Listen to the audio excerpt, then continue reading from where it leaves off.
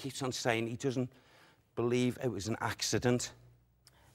Who was the person, from what you're getting, it's like he's been stabbed? Yes. So who would the person that would have stabbed him? Who was the person that did this? He was an actor just like himself. Can Sam give us a name for this other actor? Can you give me a name, Sam? He goes from Jack to John. Jack, John. Is that the same person? He gives me those two names, Ivy. Okay. Jack, who must have been John. So it's the same person? I believe so, yes. Did Harold die here in this theatre? Did he lose his life here? He did. He did. Right. Sorry about this. This is the energy. Yeah, no. OK. His role was the important one. Macbeth. Mm-hmm. Macbeth.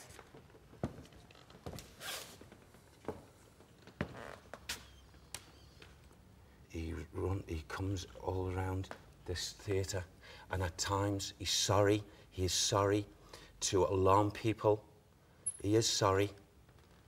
But the soul can't come to terms with the way he lost his life. And he's still believing in his spirit body right to this moment that was it an accident? In addition to the presence of a young lady and a mischievous young boy, Derek may have sensed the agonised soul of the actor Harold Norman. But does he still have a score to settle? And what other phenomena will the night hold at the Oldham Coliseum? The f*** is that over there? Oh!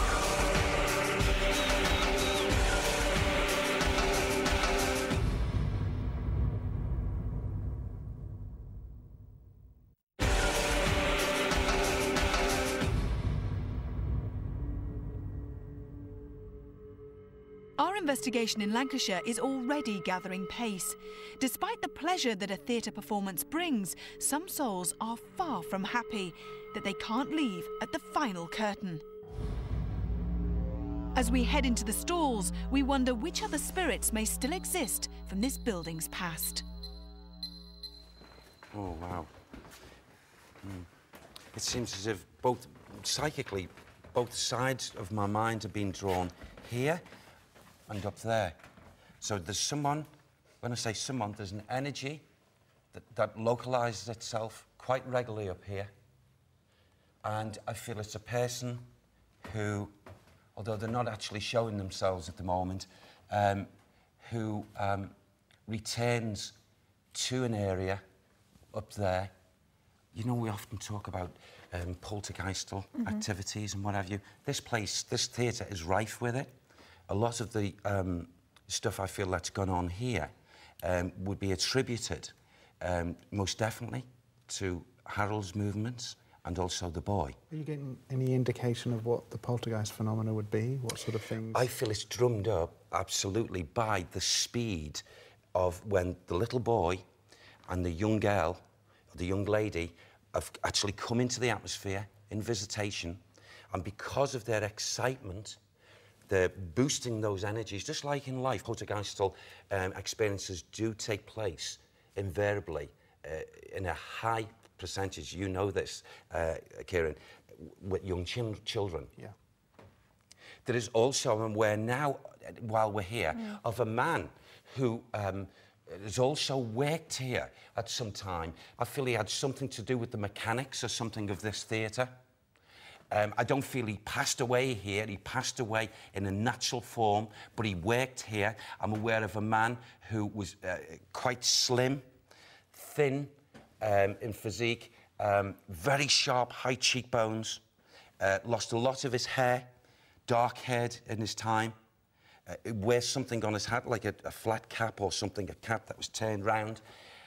And I feel his energy at times returns there, and also around this orchestra pit. Is there a name with this person?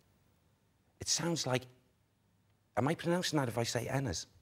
It sounds like George Ennis. George Ennis. Ennis. Ennis. And what time period would he have worked here? Oh, gosh. OK, give me the time period for him. Now, because you've asked that and you just placed it in front of me here, let's hope that's, you know, what it is. Hope fitting with him. But I got 19 and then 1, 2, 12. Oldham's Coliseum Theatre appears to house a complex mixture of energies, with Derek sensing several spirits around the ground floor of the auditorium. The first floor wardrobe department may look harmless, but ghostly apparitions and unexplained footsteps have been frequently witnessed. But what would we encounter in here?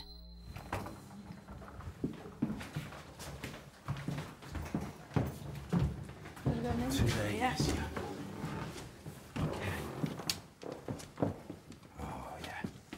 It's around here.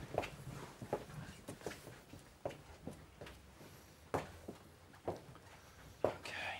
As we've just walked in now and we come to this point, I'm very aware, Evie, of the way I describe it, a negative energy, an energy that I suppose doesn't really appreciate us being here. He is, again, I'm talking about a male now. And this man, I feel when he was in the physical life, he had a very, very, very short fuse of nature, bad-tempered, and also a man that had some kind of way about him. The only way I can describe it is a sadistic way about him. And in actual fact, the energies that seem to be surrounding me now as it's building up, I seem to have this man in very, very, his covering is like sacking. Mm-hmm. Now, like the trousers, like a jacket, all of the same material. I would say the energies that I'm getting here now with this soul is that he would have been better belonging to maybe a mill or a place like a mill. And I feel in his time, he's done some, you know, when he was in his physical body, did some despicable things. But why would he be here in this building? At this point, I don't know. I really don't know. I was asking myself that question when we first walked into my mind. What is this soul doing here? He certainly does not evolve to the period of time as what this building is now. It looks very modern, doesn't it? It looks... But this was his area. And this is where I feel at times if a lady or a gentleman was working in here at any given time, they would... he's a sneak of a spirit. He's a sneak. And he would do things like, you know, breathing and, you know, making lewd sounds and stuff like that. As far as physique and what have you, he was shorter than yourself. He wasn't a tall man.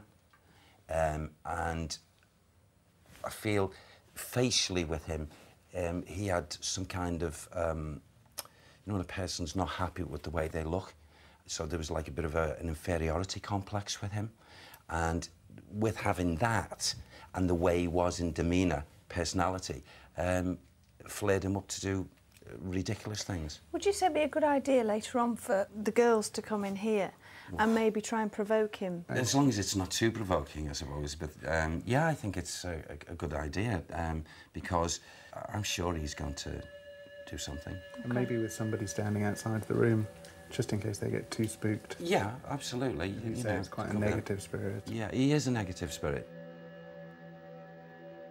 Although theatres play host to a wide variety of human emotions, Derek feels that the Coliseum's wardrobe department contains only anger and deviance. We decide to leave this hostile male presence and, with our cameras switched to night vision, make our way around to the Circle Bar, where unexplained lights and noises have previously been documented.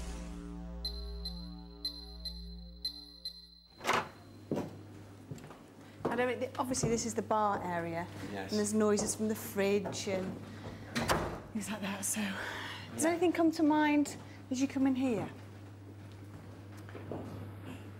I can't really make this out. It's like as if I'm getting a young female screams above